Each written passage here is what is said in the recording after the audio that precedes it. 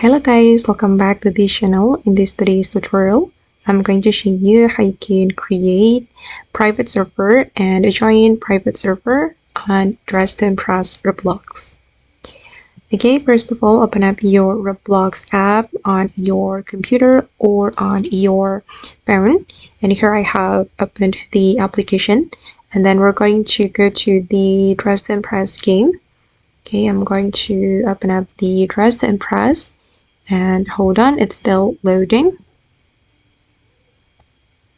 Okay, and if you want to create a private server, you can click on this icon, and here you will see option that says create private server. Okay, and to create a private server, you need 100 Robux. You guys, and here as you can see, you need 100 Robux to create a private server.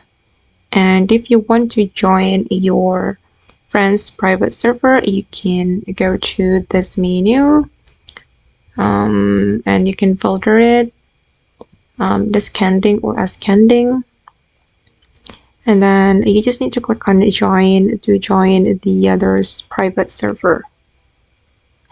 Okay guys, and that's all the way to create a private server on Dress to Impress.